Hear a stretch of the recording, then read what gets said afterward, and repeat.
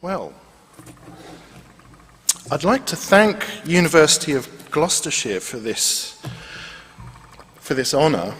Contrary to popular opinion, I don't really believe life is short. In my experience, some things can take a bit of time to happen. And I was born in the year of punk rock, and I saw the consequences of that music take hold in the provinces where I grew up. And some of the first gigs that I was exposed to were performed by artists who had names like Sexton Ming and the Auntie Vegetable. I mean, quite obscure but formative stuff. Both my parents are visual artists. My dad also became a very influential educator in the arts.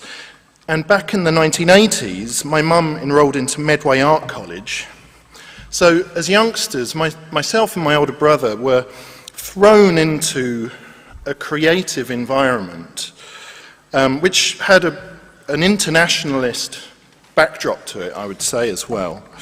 And we got to hang out with, as a very sort of ordinary everyday occurrence, with painters and musicians and people like that, including Billy Childish, who I was lucky enough to become friends with, and who used to be obscure, but he ain't anymore. As a bit of a contrast, I also remember seeing Huey Lewis and the News on our black and white television set that we had at home. And soon after that, my dad and his wife Helen took me to see them in concert at Wembley Arena. Quite a few years later, I found myself performing on that very same spot at Wembley and sort of wondering to myself how that had really happened. I'm a self-taught musician, and my very first professional engagement came about through a homeless kid.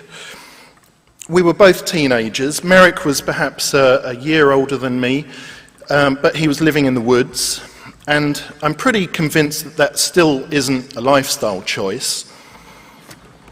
And he sort of talked me into going busking with him. For about 10 years or more following that, busking became a really important part of my everyday life, and I even financed the release of my first album from money that I made from busking. So watch out for those buskers out there, right?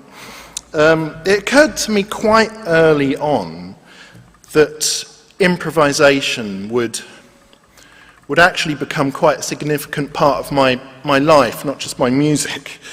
And it seems to me that improvisation could be seen as a formula for making something out of nothing, and yeah, that's kind of true, but it's also a bit of a lifetime pursuit. To paraphrase guitarist Derek Bailey on this, improvisation is common to pretty much every single musical culture and epoch imaginable, but it's also the least talked about and perhaps the most difficult aspect to define. And I think that's sort of testimony to its essence, really. I think it's part of its attraction. I moved to Cheltenham in the 1990s, arriving here on the fine art course at this very university. And one of the first things that I discovered here was an intense relationship with the tangible. And I also learned that you didn't have to agree on everything that everybody else agreed on. And this is something that has informed my music very deeply. It's allowed me to work between different art forms and to be close to the tangible, to those visceral things in life, I have discovered is really about working with people. I want to mention a few more chance encounters. I met my friend Fife Dangerfield here in Cheltenham at a nightclub that used to be called Subtone down on the promenade down there. And very soon after meeting Fife, we just hit it off. It was one of those very immediate things. So I'd like to thank him for that.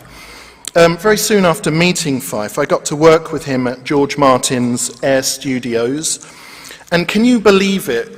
We even performed live on Top of the Pops the day before the BBC announced they were going to axe the series after 30 years. So just be careful what you wish for. I want to thank all of my friends in faraway places and thank the very fact that I've been able to travel to those places, especially my friends in Canada, including Lol Campbell and Lovan Hussein and everybody who was involved with Timbre Timbre, because I was made to feel very, very welcome there. And I'd also like to thank my dear friend Jill Nightingale, who isn't here, but I'd like to thank her for letting me into her house to perform what she referred to as the weird music. Yes. In recent years, I've been lucky enough to work with people who have absolutely nothing to do with the music industry whatsoever. I've been working in museums and in heritage collections, including the brilliant Carinium Museum near here and the Roman Baths more recently.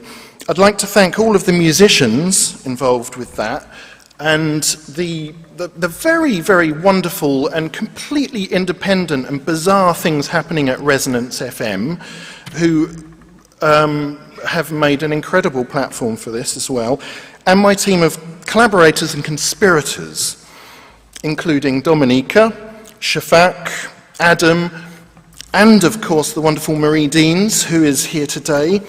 And I'd also like to thank everybody who I've met recently here at the University of Gloucestershire, and in my community work that I've been doing this year with Cheltenham Improvisers Orchestra.